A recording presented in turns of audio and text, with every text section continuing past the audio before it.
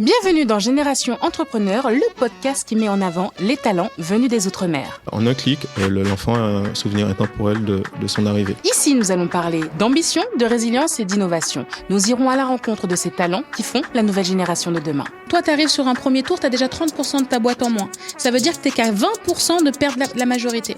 Je suis Kelly Massol, entrepreneuse depuis plus de 15 ans. J'ai commencé avec 1 500 € dans ma cuisine. Aujourd'hui, je gère une entreprise qui fait plus de 25 millions d'euros de chiffre d'affaires chaque année. Je connais ta phobie de l'avion et d'avoir fait autant de kilomètres pour venir nous voir. C'est un signal fort que tu envoies. Partons à la rencontre de ces histoires passionnantes et inspirantes ensemble. Bonjour Jérôme.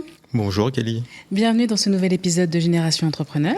Merci de m'y recevoir. Écoute, Jérôme, tu as créé donc une entreprise qui s'appelle Babypoom. Donc une entreprise donc dans un domaine que j'apprécie particulièrement, mais j'aimerais que tu racontes un petit peu aux auditeurs qui tu es et ce que tu fais. Alors, je suis entrepreneur dans la tech depuis une dizaine d'années. Donc, je travaille en finance de marché à la Défense et je suis entré me rapprocher de la famille. Et on a monté une première société avec 2 associés qui permettaient aux locaux de louer leur voiture à des gens de passage. D'accord. Donc, c'est une société qu'on a menée pendant 8 ans avec une première levée de fonds d'à peu près 1 million et qu'on a revendue juste avant le Covid. Et on va dire que la vie a mis sur mon chemin un tout nouveau projet qui a pris de l'ampleur, c'est-à-dire qu'à la naissance de ma fille, comme tous nouveaux parents sur cette planète, on a voulu partager ce moment avec nos proches et on trouvait que les solutions qui se présentaient à nous, le fameux texto qu'on a tous reçu, bébé mesure X, pèse Y kilos, n'était pas forcément représentatif d'un événement qui change autant la vie. Et le faire papier, pour moi, c'était d'une autre époque où il n'y avait que la poste comme moyen de communication. Et donc voilà, sur mon temps libre, je me suis dit, en tant que papa un peu geek, qu'est-ce que je peux faire de sympa ? Et je me suis mis à coder une application qui revisite ce concept-là. Et mes amis, le jour de la naissance de ma fille, ont reçu une expérience sur leur téléphone directement, où c'est bébé qui raconte son arrivée sous forme de storytelling, avec de la gamification. Ils doivent deviner le prénom pour apparaître la première photo. Attention, c'est très simple. Même ma grand-mère a réussi à le faire. C'est vraiment très simple. Ils peuvent revivre les moments forts de la grossesse. Ils peuvent réagir dans un livre d'or. Donc, plus de messages qui se perdent sur le portable de papa, de maman. On agrège tout ça et on fait un souvenir. Et en fait, je l'ai fait pour ma fille et la plupart des amis en destination m'ont dit « Jérôme, je veux la même chose ». Alors là, je dépose ma casquette de papa, je prends ma casquette un peu plus business, je m'intéresse au marché, je vois 400 000 naissances par jour dans le monde et je me suis dit, bon voilà, il y avait certainement quelque chose à faire. On en a fait une version grand public qui s'appelle Babypoom et aujourd'hui, au moment où on se parle, on a touché à peu près 2 millions de personnes dessus, entre les parents et les amis. Donc vous avez 2 millions de personnes qui ont eu contact avec ta solution. Voilà, qui ont interagi avec. On va rentrer un petit peu plus dans le détail. Donc Babypoom, concrètement, c'est quoi ? C'est donc les parents, il y a une naissance, ils enregistrent les infos, ils choisissent de la façon dont ils vont l'annoncer à leur entourage, ils rentrent les données et ça part au moment de la naissance. C'est bien ça ? Exactement. Ils ont un dashboard, un espace membre où ils peuvent très rapidement, très intuitivement rentrer ces informations et automatiquement on leur crée cette annonce. C'est une sorte de petit réseau social privé, donc ça va pas sur Facebook, Google, etc. C'est vraiment un petit réseau social privé. Leurs données restent à eux et ils le partagent en un simple clic. Les amis n'ont rien à télécharger pour découvrir l'arrivée de bébé. Ils cliquent et ils voient, et c'est un parcours interactif ou très sympathique, très ludique. En fait, c'est le seul mot qui revient souvent, ludique et émouvant. Tu as lancé ça en quelle année ? Alors, ma fille est née en 2015. Maintenant, c'est quelque chose que j'ai vraiment lancé quand j'ai vendu ma première boîte, parce que j'étais encore avec mes associés dans l'opérationnel de ma précédente boîte, avec une vingtaine d'employés des fois. Donc, c'était quelque chose que je ne pensais pas lancer. Par contre, quand on a revendu, là, je me suis dit, qu'est-ce que je fais, voilà. Et une fois qu'on a mis un petit orteil dans l'entrepreneuriat, voilà, on quitte plus. Ça, c'est ça. Alors, c'est intéressant parce que c'est vrai qu'on reçoit souvent donc des jeunes entrepreneurs, parfois serial entrepreneurs, mais le fait d'avoir une boîte, de la rendre rentable et ensuite d'arriver à la vendre, il y a déjà très peu d'élus en fait qui peuvent soit faire des levées, soit faire ce qu'on appelle un LBO, soit vendre directement et faire ce qu'on appelle un exit. Si tu devais donc donner un conseil à nos auditeurs sur ce pan-là dont on aborde rarement en fait le sujet de monter une boîte et de la vendre derrière. Qu'est-ce que tu retiens en fait de cette expérience-là ? Alors, c'est une expérience extraordinaire. Très, très honnêtement, pour ma première... Chargée en émotions. Chargée en émotions. Grosse pression. Grosse pression. Tout ce que, en fait, déjà, sur cette première aventure d'avoir parcouru, comme tu l'as dit, un peu tous les aspects de la vie d'une boîte qui va jusqu'à l'exit. De la feuille blanche, on est parti d'une feuille blanche jusqu'à une levée de fonds en crowdfunding, aller déjà chercher des fonds, aller chercher mobiliser la diaspora antillaise, aller chercher. Il y avait des joueurs de NBA, des traders Hong Kong. Enfin, c'est nous qui avons mobilisé pour aller lever des premiers fonds parce qu'en local c'était un peu compliqué. On a fait une première levée de fonds. Ensuite, vous avez fait une levée d'un montant de combien à peu près? En crowdfunding, c'était 120 000, d'accord. C'était la première, c'était vraiment pour démarrer. Et ensuite sur le premier tour? Et sur le premier tour, on était sur 600 000 à peu près. Mais là, encore une fois, on est entré dans le capital risque. Hein. Donc, c'est pas aux Antilles, malheureusement, il n'y en a pas. À l'époque, en tout cas. Ce qui s'appelle aussi le private equity, j'imagine. Exactement. Et du coup, avec mon associé, vu mes associés, on ne trouvait pas en local, on a pris un avion, on est parti, on s'est pris un Airbnb. Et pendant un mois, on tapait à la porte de chaque fonds d'investissement. On s'est pris 9 portes sur 10 jusqu'à ce qu'une s'ouvre et qui investissent en tout cas sur nos latitudes. Parce que à l'époque, dès que tu sortais du périph', on ne te prenait pas en considération. C'est très intéressant parce que j'ai eu cette discussion avec d'autres entrepreneurs que j'ai reçus dans le podcast.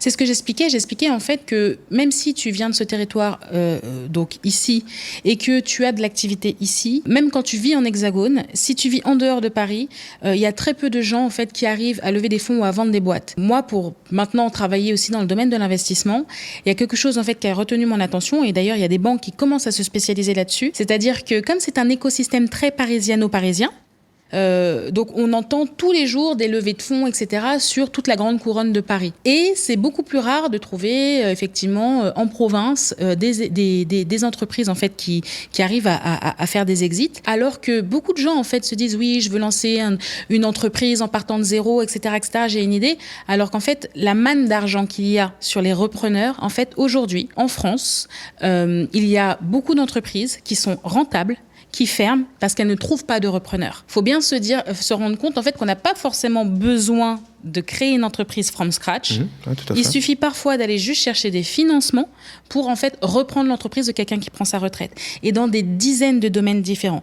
Moi, je connais des entreprises avec des centaines de salariés qui ont des valorisations à 10, 15, 20, 30 millions qui ferment la porte à partir du moment où le fondeur part à la retraite. C'est quand même terrible. Donc, il y a aussi des solutions pour aller générer de l'emploi, aller chercher et générer du chiffre d'affaires et du bénéfice, simplement en reprenant des affaires existantes. Il ne faut pas hésiter à discuter justement avec ces personnes qui comptent partir et qui ont validé beaucoup d'hypothèses de marché déjà, qui ont des employés qui tournent, quelque chose qui tourne, et ça serait dommage quand même de les faire partir. En fait, quand tu as fait le POC, le Proof of Concept, c'est-à-dire que ton concept fonctionne, que tu as tes premiers clients, que tu génères ton premier chiffre d'affaires, c'est hyper valorisant et les fonds valorisent ça. Et la boîte que tu as vendue, du coup, vous avez fini avec une valo de combien? Je ne demande pas ton cash out, tu as vu, je suis gentil. Oui, je vois ça, mais alors c'est vrai que de toute façon, je n'aurais pas pu le dire parce qu'on l'avait. Bien sûr. Tu sais comment ça se passe. Hein. On a passé des audits. On a des NDA, on signe effectivement des contrats de confidentialité. Donc voilà. Maintenant, on n'a pas été valorisé, on va dire, comme les secrets de Loli.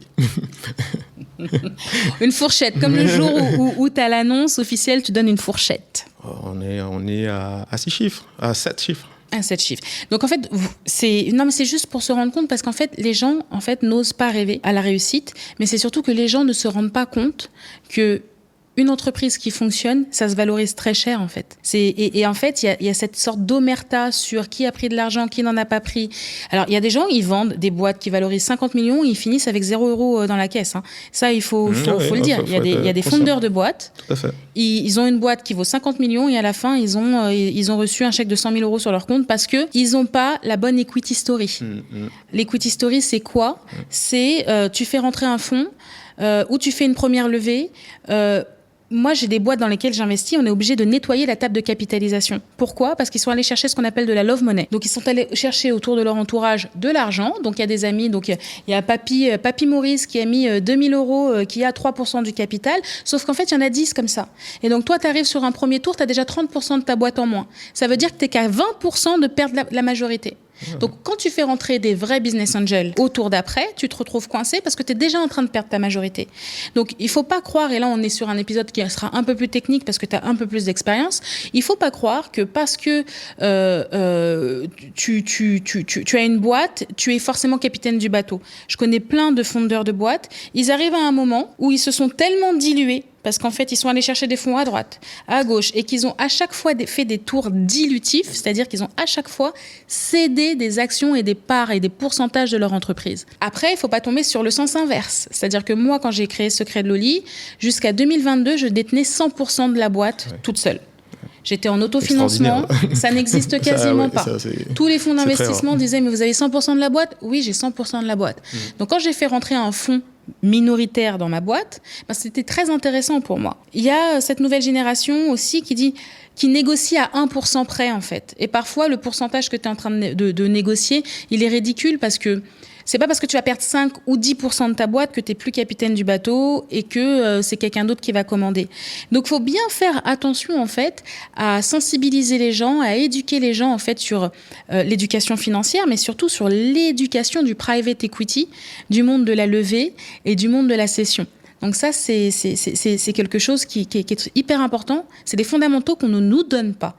On ne nous les donne pas à l'école, on nous les donne rarement ou un petit peu dans certaines écoles de commerce. Mais en vrai de vrai, le nerf de la guerre, c'est les financiers. Non, c'est sûr. Et ce que tu dis là, ça reflète le fait. Moi, je considère cette aventure comme un MBA de l'entrepreneuriat. C'est 8 ans que j'ai donné à Carrefourly. C'est-à-dire que moi, j'ai pas fait d'école de commerce. Moi, j'ai fait une école d'informatique et de mathématiques. Mais tu as appris l'école du private equity, l'école du terrain. Et ça, je pense que tout ce que tu as dit là, je l'ai bien maintenant intégré. Et parce qu'on a fait ce genre d'erreur aussi. Et maintenant, voilà, c'est sûr que sur ma nouvelle aventure, j'essaie de passer par autre chose. Quand on a ouvert une des tables de capitalisation, et puis ils étaient déjà 20 en fait dessus. La table de capitalisation, c'est quoi pour nos auditeurs ? C'est en fait la table avec tous les actionnaires et le pourcentage en face. Et donc quand tu ouvres en fait la table de capitalisation pour voir qui a mis quoi et quel est le pourcentage en face, des fois tu te retrouves avec des gens qui t'ont donné de l'argent et en plus des fois ces gens ils t'ont prêté de l'argent mais ils croient pas vraiment dans ton business en plus. La love money. Voilà, la love money. Et quand tu leur dis vas-y rends-moi les parts s'il te plaît, je te rembourse avec un petit peu. Ah non, moi je veux la grosse valo qui va arriver, tu vois. Il faut jouer le jeu, tu vois. La love money c'est censé être beaucoup de love et un peu de monnaie. Nettoyer la cap table, c'est compliqué.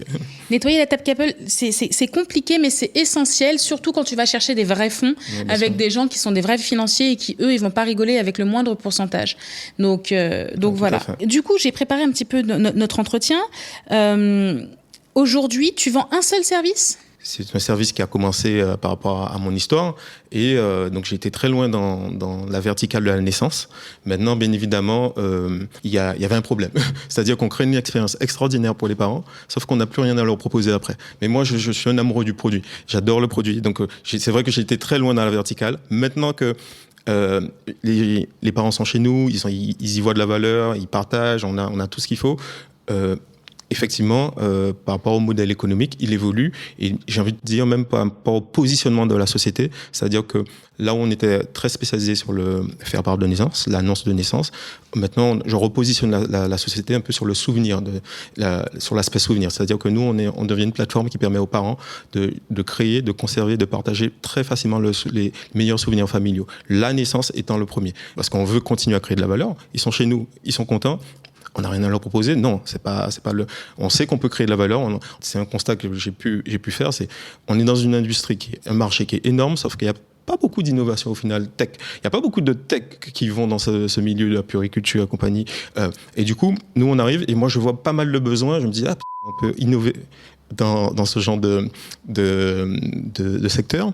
Et du coup, on a créé pas mal une sorte de catalogue de produits qui sont super sympathiques. Il y a quoi alors là, on a déjà forcément lancé la liste de naissance. On essaye en fait. Alors, je te donne la stratégie. Ce que je fais, c'est que je repère les mots-clés les plus recherchés sur Google. Et quand il n'y a pas de solution en face, on crée une solution. Ce qui est intelligent, je rabâche en fait dans chacun des épisodes que le but de créer une entreprise, si tu veux qu'elle fonctionne, c'est de répondre à une problématique. Quand tu réponds à une problématique et que tu trouves ta cible, même si la cible n'est pas forcément hyper profonde, en fait, la cible, tu passes pour l'expert et en plus, tu fidélises ta clientèle. Donc, c'est très intelligent de réfléchir comme ça. Bon, on essaye en tout cas de valider des hypothèses plus rapidement. Et donc, quand il y a des recherches, déjà, c'est une bonne hypothèse à valider. Et du coup, je capitalise aussi sur le fait qu'on a une stratégie de SEO. Et du coup, on est premier sur le mot-clé meilleure liste de naissance. Mais qui dit SEO dit de l'argent en face. Ah oui, aussi. Ah, c'est sûr. C'est sûr que ça dit des budgets marketing qui sont assez conséquents. Conséquents. Mais voilà, on avait fait quand même quelques projets à ce niveau-là et meilleure liste de naissance, on ressort premier. Et on mettait en avant d'autres concurrents, parce qu'on n'en avait pas. Je dis, attends, pourquoi je renvoie le trafic chez les autres? Pourquoi je ne fais pas mon propre service de liste de naissance? Donc on l'a fait, par exemple. Tout ce qui est valise de maternité, des fois c'est des mini-tools, on appelle ça des mini-tools, mais on sait qu'on va avoir de l'acquisition à travers ces mini-tools, et ça va créer de la valeur. Par exemple, la liste de la valise de maternité, au lieu d'avoir un papier avec une checklist, on a juste une checklist synchronisée entre papa, maman, et voilà, on sait qui a pris quoi, où on en est, on peut scanner, il y a une IA qui va justement créer la checklist automatiquement. On fait des mini-tools comme ça parce qu'on sait que derrière, on crée de la valeur, mais surtout, on améliore notre acquisition. Et maintenant, le vrai challenge, c'est la LTV. Comment on va dire ce que c'est quand même la LTV. Lifetime value, c'est-à-dire... Voilà, c'est-à-dire en fait la durée de vie de ton utilisateur. Quand il rentre chez toi, combien de temps en fait il reste chez toi avant éventuellement de partir et de ne plus être client? C'est ça la LTV. Exactement. Ce qui est bien, c'est que c'est un épisode que j'apprécie d'avance parce que le domaine de la naissance, c'est quelque chose qui m'a intéressée parce qu'en 2020, parce que je m'ennuyais fortement, j'ai décidé de passer un diplôme d'event planner et de wedding planneuse. Donc, je vais te challenger aujourd'hui. Ouais, mais je t'en prie. Quand j'ai préparé l'entretien, moi j'ai vu effectivement qu'il y avait des points en fait à ouvrir avec toi. Dans ta durée de vie d'utilisateur, moi je pense qu'il y a la possibilité d'avoir un revenu récurrent sous le principe même de système d'abonnement. Est-ce que c'est quelque chose que tu fais actuellement ou pas? Très clairement, c'est dans notre roadmap de cette année, pas de l'année prochaine, de cette année. Maintenant qu'on a été très loin, comme je te disais, sur l'annonce, ils sont chez nous, ils sont contents. Maintenant, justement, dans le modèle économique, on n'en a pas forcément parlé, mais comment on se rémunère sur cette activité-là? On a un modèle freemium, d'accord? On peut créer de façon gratuite son baby boom. Maintenant, on a des options de personnalisation. On veut rajouter la musique, on veut personnaliser les textes. Un peu comme Canva, on permet de passer en premium. Ça, c'est une option, mais l'option qu'on vend le plus, en vrai, c'est que toutes les informations qui ont été renseignées, tu l'as souligné tout à l'heure par les parents, les photos de grossesse, les photos, l'histoire du prénom, surtout les messages des amis, les messages de mamie, de papy, de marraine, etc. Tout ça, en un clic, on permet justement aux parents de les recevoir de façon imprimée avec un album qui est automatiquement livré dans toutes les boîtes aux lettres du monde. C'est-à-dire que en un clic, l'enfant a un souvenir intemporel de son arrivée. Et donc, c'est quelque chose qu'on vend vraiment... en général, quand les parents font leur baby boom, voilà, ils aiment bien conserver cet album. Et donc, nous, on veut continuer l'expérience des souvenirs avec... justement, je ne sais pas si tu as vu, mais on a l'arbre généalogique. J'ai remarqué que beaucoup de parents utilisent l'arbre généalogique, l'intègrent, parce qu'il est très simple à créer chez nous. On l'a simplifié. En 5 minutes, tu as ton arbre. Et du coup, on s'est dit, tiens, on va le sortir, on va aller plus loin. Et cet arbre, on l'a rendu vivant, interactif. C'est-à-dire que maintenant, les parents peuvent avoir imprimé que l'arbre et il est automatiquement avec les souvenirs intégrés vidéo, parce qu'un souvenir, c'est plus seulement une photo. En 2025, c'est aussi beaucoup de vidéos. Et donc, cet arbre, on peut l'offrir aux grands-parents, etc. Et automatiquement, on scanne et on a tous les souvenirs qui sont sous forme de timeline.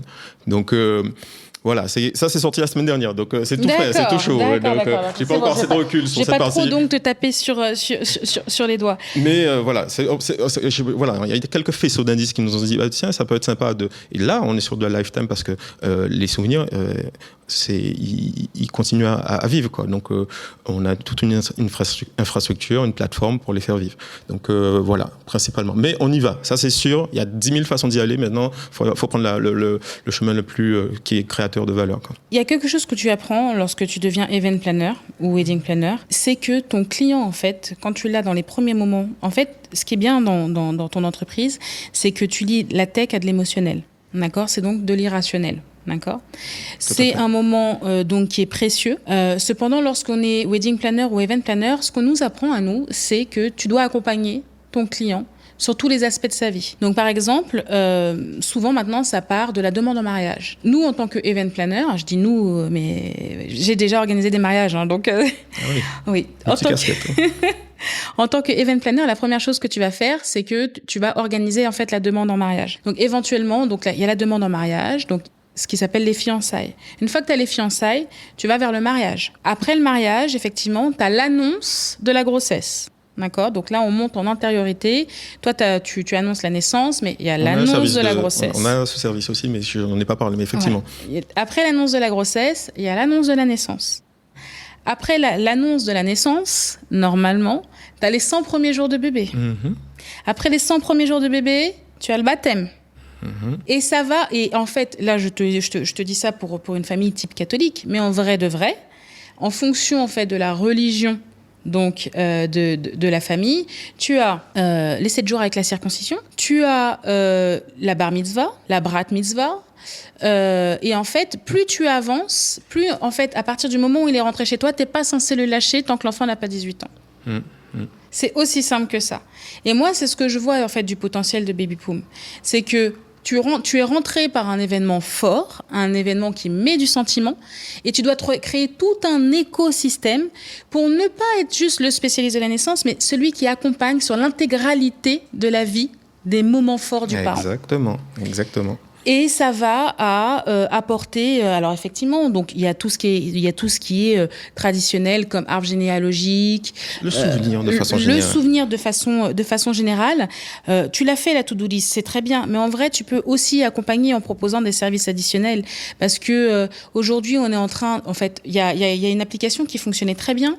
Je crois que c'était au sujet de la maternité. Tu suis ta grossesse. Oui, non ? Oui. C'est ça. Il y a WeMom qui fonctionne très bien parce qu'ils accompagnent la mère pendant toute la grossesse et après, ils accompagnent la mère sur les 100 premiers jours de bébé, tu vois. Et donc, je pense qu'il y a beaucoup de choses à faire autour de ça, auxquelles tu peux lier, parce qu'en fait, je trouve que ton modèle, il est super dépendant du B2C. Et c'est là où tu peux encore élargir, en fait, les voies en travaillant avec les sages-femmes, les maternités, les photographes, tout le monde maintenant fait des baby showers. Je t'ai même pas parlé des baby showers aussi, effectivement. Donc tu pourrais même aider tes clients avec une liste de personnes qui peuvent, en fonction de la géolocalisation et de ce que les gens cherchent, aider à organiser en fait ces moments qui vont générer des souvenirs. L'écosystème, il est tellement grand, en fait, tu as capté une séquence qui est émotionnelle très rare. Et puis derrière, en fait, tu peux continuer à amplifier chaque autre, en fait, séquence émotionnelle du parent. Du coup, quand je te dis ça, moi, ma question qui ressort, c'est tu vois où Baby Poum dans 3 ans ? Dans 3 ans, j'espère qu'on aura déjà mis un service une plateforme. En tout cas, je veux créer la plateforme la plus simple et intuitive pour créer, générer et partager ses meilleurs souvenirs familiaux. Comme tu l'as dit, maintenant, il faut les identifier en fonction des pays. Et bien évidemment, ne plus être que sur le scope francophone. Là, 95% de ma clientèle vient de l'Hexagone, de Belgique, de Suisse. Maintenant, c'est presque volontaire. On voulait calibrer, mais day one, on savait qu'on allait sur l'international. Donc nous, c'est aller chercher les 400 000 naissances par jour dans le monde et sur des sujets autour de la naissance. Il n'y a pas un pays où on a envie de garder ça pour soi, tu vois, la naissance de son enfant. Donc je me suis dit, on part de là, on crée une valeur qui n'existe nulle part ailleurs, et après on construit en fonction des pays sur le long terme. Et donc voilà, c'est vrai que international, LTV, déjà si on a ça dans 3 ans, je serais déjà très fier. Moi je pense au service additionnel. Comme tu dis, t'es quelqu'un du produit. Dans le service additionnel, je pense que au-delà de créer juste... En fait, si tu regardes bien, tu vas constituer ton album, d'accord, mais les photos, elles sont pas... c'est des photos, en fait, qui sont pas forcément professionnelles, tu vois. Et je pense qu'à partir du moment où tu annonces la naissance ou la grossesse, tu devrais fournir un pack qui est plus premium, où le père ou la mère ou la famille clique et disent, bah voilà, l'enfant après sa naissance, il a un shooting photo, en fait. Shooting photo. Alors, tu peux avoir le shooting photo de maternité. Donc, quelqu'un de la liste peut offrir, en fait, le shooting maternité avec des photographes partenaires.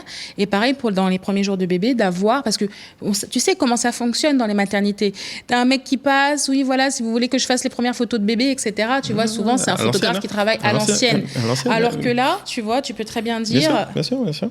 Et tu mets le point sur quelque chose d'important, parce que c'est vrai que dans la stratégie, j'en ai pas parlé. Tu sors du digital comme ça. Voilà. Mais on a une vraie stratégie B2B, B2C, où, en fait, tu sais, on a beaucoup d'informations. Maintenant, on va pas vendre les emails, on va pas vendre la data. Par contre, on peut créer de la valeur. J'ai envie de créer une valeur avec 3 wins. 3 wins. Win pour les parents, win pour la marque qui veut s'adresser à nos parents, et win pour nous. À travers quoi ? En fait, l'idée, c'était de faire une sorte de voyage privé de la puériculture, où ces marques peuvent déposer des deals. On sait qu'ils ont des besoins intéressants. Des marques qui peuvent mettre des deals en place pour toucher nos parents et créer de la valeur. C'est-à-dire que voilà, en passant par nous, le parent l'aura bien moins cher, la marque va toucher sa cible et nous, on sera content de mettre tout le monde en relation et de créer de la valeur. C'est un welcome gift? C'est vraiment une plateforme qui tous ceux qui gravitent autour de la puériculture, qui puissent en tout cas adresser leurs produits à notre communauté en fait. Tu veux faire la mise en relation ou tu veux ou tu veux te dire que si la personne elle a pris l'abonnement premium, direct elle reçoit son pack maternité à la maison? Après ça va dépendre de la relation que j'ai avec la marque. Mais par exemple, le mois dernier, j'étais à Lyon au salon Baby. C'était ma première prospection B2B. Et donc j'étais tapé à tous les stands pour leur parler de ce que je t'ai dit. Et ça a été un strike. C'est-à-dire que là, j'ai pris des contacts super intéressants. La semaine prochaine, je rencontre l'un des leaders de la puériculture au national pour parler comment créer cette relation win pour les parents, enfin gagnant pour les parents, gagnant pour la marque et gagnant pour nous. Donc, est-ce que tu te rends compte que dans l'écosystème en fait du bébé, c'est hyper concurrentiel, mais qu'aujourd'hui il n'y a pas vraiment de personnes en fait qui ont apporté un petit plus. Moi par exemple, je connais la fondatrice donc de la marque June, qui s'appelle Carole. Je ne sais pas si tu vois qui c'est. Les couches, mais il n'y a pas que les couches en fait. Maintenant il y a toute la gamme de beauté autour de l'enfant et de la maman. Oui, tout à fait. Et donc, dans son acquisition client, ses produits sont chez Carrefour ou autre. Aujourd'hui, elle a un des plus gros clubs de mamans en ligne, en fait, sur Instagram.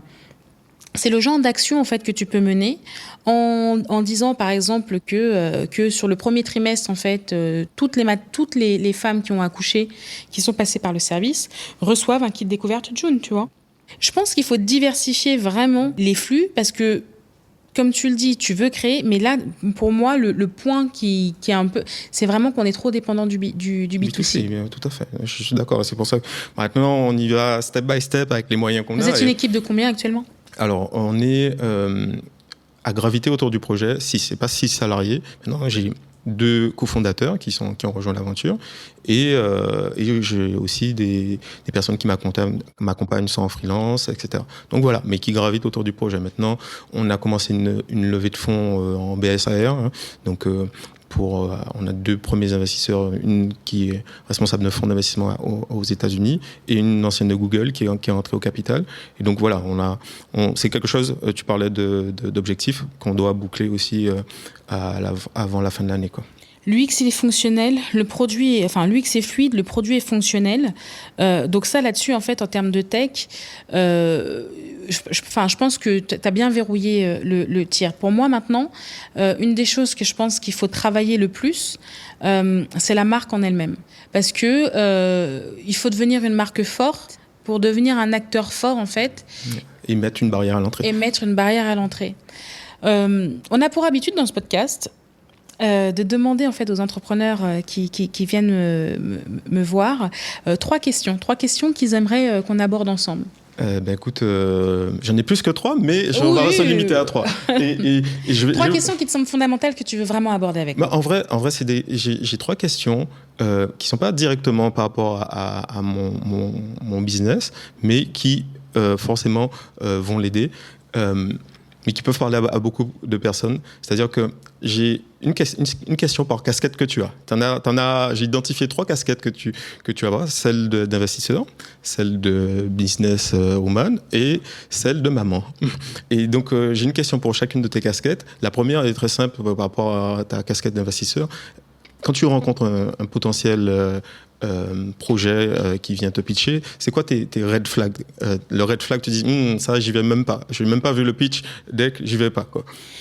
Alors, peut-être pas, j'ai même pas vu le pitch deck parce que, quand même, tu vois, parce que des fois, il y a des surprises et que des fois, ça dépend à quel stade de maturité que le projet il est.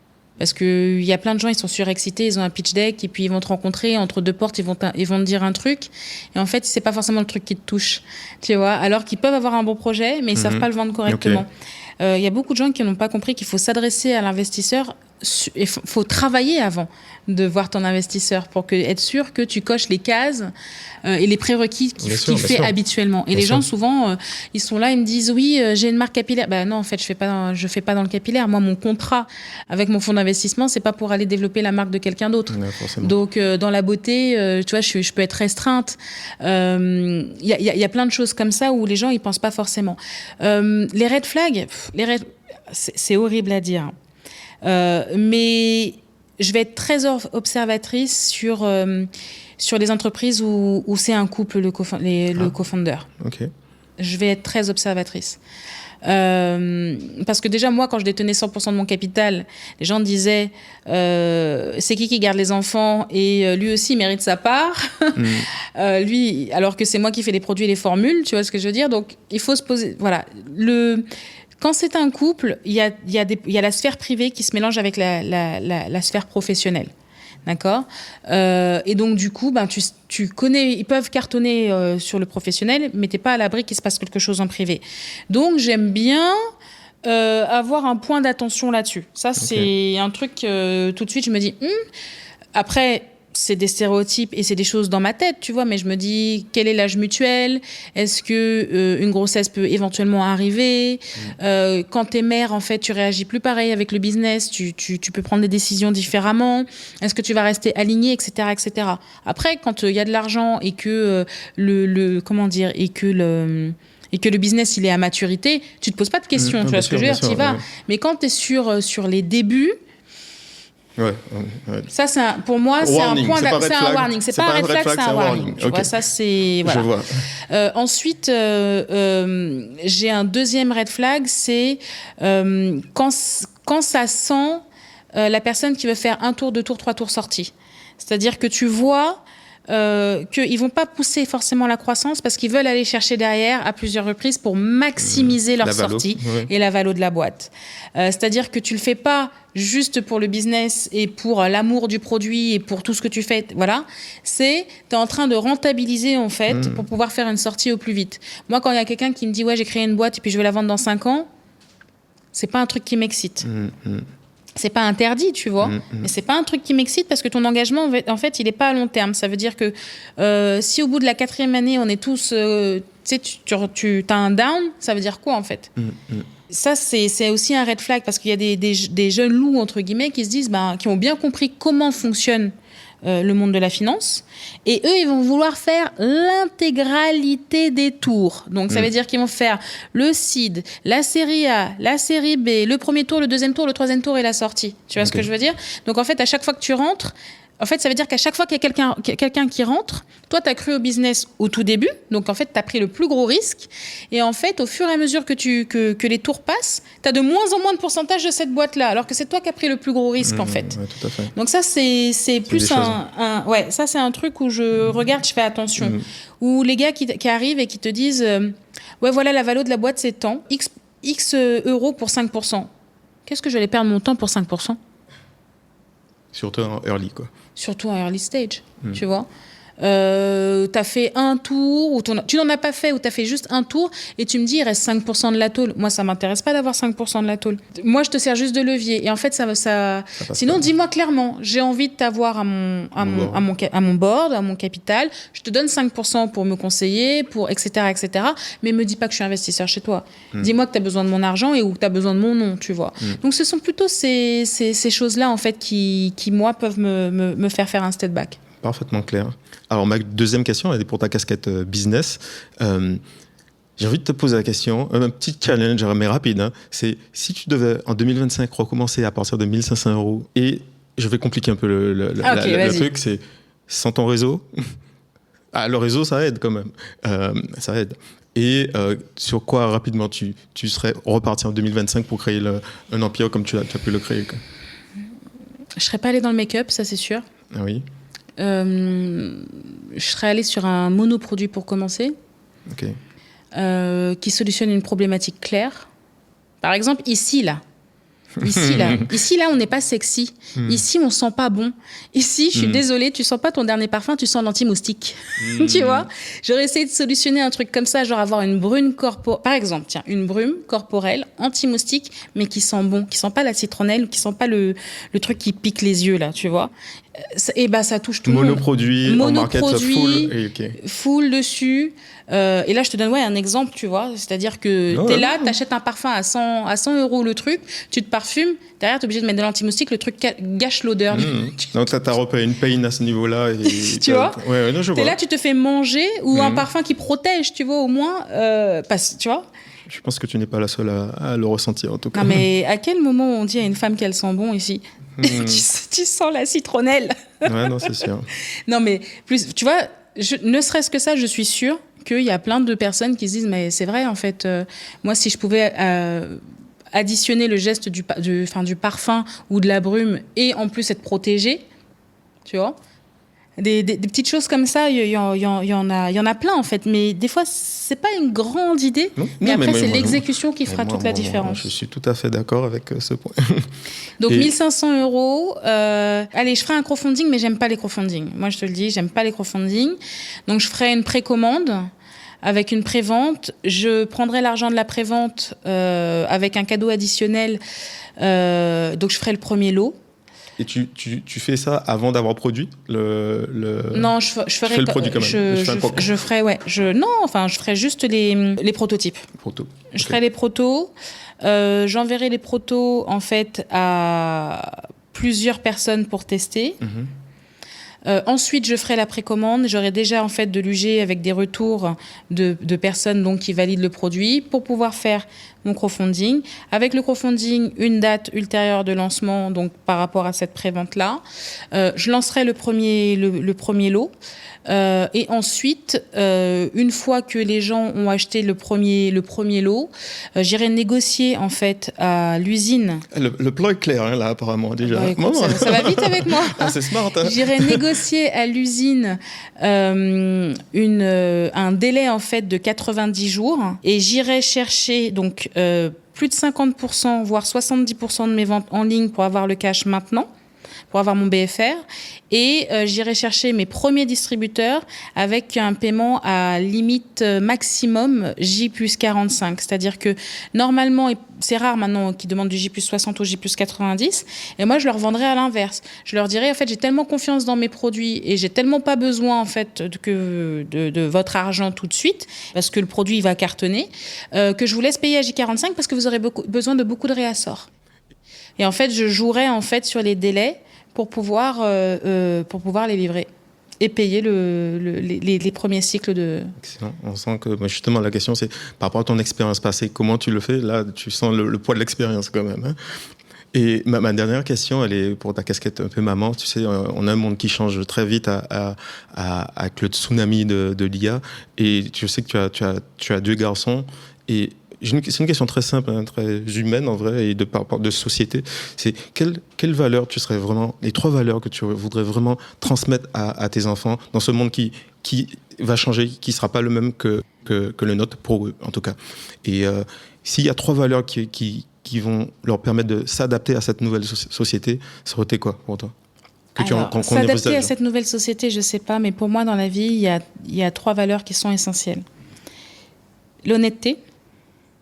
C'est-à-dire qu'en fait, jamais tu auras un dossier sur moi, sur un coup de Trafalgar que j'ai fait. L'honnêteté. C'est oui ou c'est non, c'est merde parfois, mais il n'y a pas de truc bizarre avec moi. Tu vois, ça, c'est être droit dans la vie, c'est hyper important. La loyauté. C'est-à-dire que moi, quand j'ai installé mon réseau de distribution, j'ai serré la main des gens. J'avais pas forcément de contrat, tu vois. Quand mon usine m'a fait un chèque en blanc de 100 000 €, ce qui m'a permis de financer mon BFR de mes prods, on s'est tapé dans la main. On n'a pas eu besoin de l'écrire. Oui. Et dès que je dépassais les 100 000, je faisais les virements pour baisser la note. Tu vois ce que je veux dire?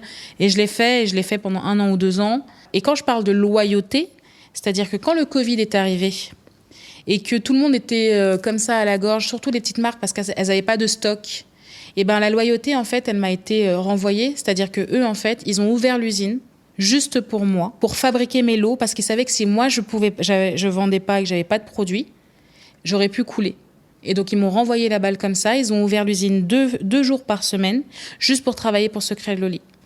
Tu vois. Donc, la loyauté, ça va dans les deux sens. C'est important. Et c'est pour ça que moi, j'ai pas oublié donc le chèque en blanc, j'ai pas oublié l'ouverture de l'usine pendant le Covid, qui fait que moi, j'avais du stock. Et c'est là où je suis passée de 1,8 à 5,5 millions cette année-là, parce que moi, j'avais du stock comparé aux autres.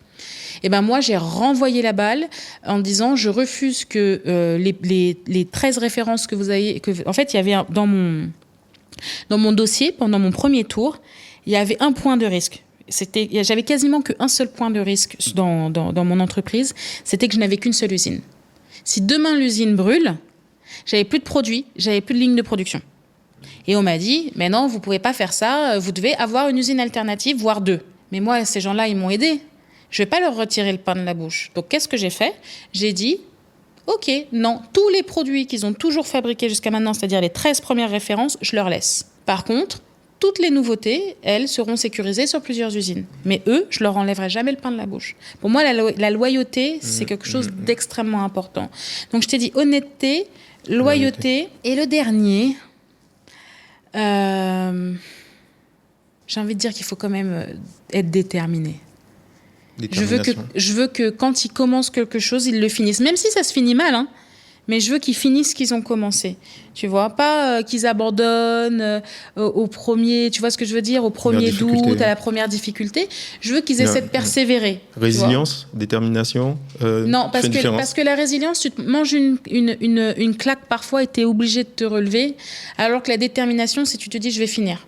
Peu importe où ça se finit, je vais finir. Tu vois ce que je veux dire ? Donc, tu essaies de faire finir les choses bien. Mais tu peux pas planter les gens comme ça, tu vois. Tu peux pas savoir que tu vas dans le mur et ne pas préparer les arrières de tes équipes. Tu vois ce que je veux dire ? Il y a plein de choses. Il y a des gens, ils prennent des risques. Enfin, moi, en tout cas, je suis comme ça. C'est-à-dire que moi, aujourd'hui, j'ai 50 salariés à payer. Moi, je peux pas faire des bêtises et puis dire, ah ben, tout le monde coule avec moi, tu vois. Moi, je serais plutôt du genre à sécuriser les gens. D'ailleurs, j'ai fait des dingueries qu'on a vues nulle part, mais ça, je peux pas en parler, pour sécuriser des gens qui partaient. Moi, j'ai déjà eu des gens qui sont partis. Ils avaient des BSPCE, d'accord, qui valaient beaucoup d'argent. Et en fait, les gens, ils étaient fatigués, etc. Ils ont dû partir. Et en fait, j'ai donné le montant du BSPCE en chèque de départ. Ah ouais. Parce que les BSPCE, ils étaient caducs parce qu'ils partaient. Et c'est pas grave, j'ai fait le chèque. Et j'ai dit, ils ont travaillé avec moi. Ils ont fait partie du pourquoi j'en suis là aujourd'hui. C'est un peu la loyauté aussi, au final. Tout est lié avec moi. Tout est lié avec moi. Donc, c'est les 3 valeurs que j'ai envie. En plus, ce sont des garçons, ce sont des hommes, tu vois. Donc, j'ai vraiment envie qu'ils aient ces trois valeurs-là. Très clair, c'est très clair. J'avais quand même, en préparant notre entretien du jour, noté quelques idées que je voulais te soumettre. J'ai eu plusieurs expériences et j'ai enregistré pour mes enfants un livre. Donc je suis allée dans un studio, on m'a offert cette expérience-là. Et j'ai enregistré en fait l'histoire du soir pour que lorsque mes enfants ne sont pas avec moi, en fait, ils ont une histoire faite par maman. Avec la voix de maman. Je vois que tu as mis des QR codes sur tes objets-là, mais qu'est-ce que tu penses des objets émotionnels, justement parce que tu es quelqu'un de la tech, justement. Et donc, moi, je pensais plutôt à des capsules sonores, c'est-à-dire... Quoi J'ai pas fini. Des capsules sonores, des doudous aussi, avec des capsules sonores. Et donc, que tout ça agrémente en fait, cette boîte en fait, à souvenirs connectés. Alors là, tu me rejoins parfaitement sur... En tout cas, quand j'ai lancé la semaine dernière l'arbre interactif, en fait, j'ai commencé par la capsule. C'est-à-dire que quand tu le scannes, tu peux faire les avatars sortir de l'arbre et passer un message. Et donc, soit raconter une histoire, soit donc c'est mamie qui te raconte l'histoire du soir, ou maman, et donc c'est parti de ça, à la base, de créer des capsules... de messages animés, et en fait je me suis dit ok, c'est bien, mais pourquoi ne pas intégrer aussi l'aspect souvenir? C'est peut-être plus facile aussi à marketer. Et en fait donc j'ai déjà développé les deux sont, donc tu scannes le truc et effectivement tu peux passer des messages, écrire des histoires, écrire ton histoire, et automatiquement elle sera projeter à l'enfant. Et donc, en tout cas, c'est un canal de communication un peu plus émotionnel aussi pour passer des messages de tous les membres de la famille aussi qui peuvent le faire. Donc, la capsule, je te rejoins parfaitement. C'était mon idée de base et je plus sois, comme on dit. Moi, je pense que tu as quelque chose. Tu as réussi, en fait, à comment dire, à capter un moment d'émotion, mais tu as réussi à digitaliser la tendresse. Et ça, c'est quelque chose que les autres acteurs en fait, du moment, ils sont vachement dans le fonctionnel, un peu dans le souvenir, mais digitaliser l'émotion, c'est quelque chose que pour l'instant, on ne voit pas trop et qui n'est pas commun. Et donc, ça ne m'étonne pas que quelqu'un de chez Google te rejoigne. Je pense que tu as un beau projet, Merci. Un beau produit. C'est quoi ton objectif de chiffre d'affaires pour 2025 ? Là, j'espère, en tout cas, sur 2025, qu'on va dépasser les 300 000. Mais encore une fois, c'est une conséquence, tu vois. C'est une conséquence des choses qu'on met en place parce qu'on est effectivement un peu focus produit, même si je pense quand même modèle économique, etc., création de valeur. Mais le chiffre d'affaires est une conséquence. Et on sait très bien... Le chiffre d'affaires est une conséquence, c'est très important. Répète-le, le chiffre d'affaires est une conséquence. Exactement. C'est pas l'objectif premier. Alors c'est vrai que normalement on n'est pas censé dire ça, mais en vrai de vrai, si tu as un bon travail, une bonne exécution, un bon produit, en fait, la conséquence, c'est que tu le vends et donc c'est peut-être de l'argent. Et je suis un peu dans cet esprit. Tu sais, dans la Silicon Valley, ils l'ont compris aussi sur certains aspects. Ils vont te faire le produit parfait. Tu es tellement adepte du produit qu'après, quand ils vont mettre la monétisation, tu payes parce que tu payes parce que tu es engagé déjà, émotionnellement en plus. Et nous, on sait qu'on a touché peut-être 2% du marché qu'on vise, mais on peut déjà, à partir de là, créer de la valeur. Et à partir de là, on sait que ça va se faire naturellement si on fait un bon produit. Donc, c'est un peu... On n'a pas un objectif chiffré très clair, mais on sait que ça, ces features-là, ces fonctionnalités, on va les sortir. Et ça va venir avec... Enfin, on reste confiant, en tout cas. Ce qui est intéressant, et ce que je pense qu'il faut que tu fasses, c'est que que tu fasses autour de Baby Poum cette boussole sentimentale et digitale des parents dans la vie du parent, en fait, et de l'enfant. Bien souvent, d'ailleurs, les marques aujourd'hui, elles se diversifient. Elles commencent par la maman, elles prennent ensuite l'enfant, tu vois. Elles ouvrent en fait le marché. Parce que ou à l'inverse, par exemple, c'est ce qu'a fait le modèle de June. Ils s'étaient concentrés sur le bébé et maintenant ils font tous les produits pour la maman et maintenant ils reviennent cette fois-ci sur l'enfant en proposant des crèmes SPF, etc., etc. Et toi, il faut que tu fasses la même chose autour finalement de la parentalité, mais aussi de la vie de l'enfant. Donc, je pense que tu tiens le bon bout. Merci. Merci. Bravo. Venant de ta part, ça fait plaisir. Je pense que les auditeurs ont apprécié ce moment fluide d'échange qui était vachement riche. C'était d'une grande qualité, donc je voulais vraiment te remercier par rapport à ce moment partagé avec moi. Mais écoute, c'est surtout à moi de te remercier à ce niveau-là. Je connais ta phobie de l'avion et d'avoir fait autant de kilomètres pour venir nous voir. C'est un signal fort que tu envoies. Et merci d'être venu en tout cas en Guadeloupe pour le diffuser. Avec plaisir. Merci en tout cas et je te dis à très bientôt. À très bientôt. J'espère que comme moi, vous avez été inspiré par cette nouvelle génération d'entrepreneurs. Retrouvez d'autres histoires passionnantes et inspirantes sur le portail Outre-mer la Première ainsi que nos réseaux sociaux.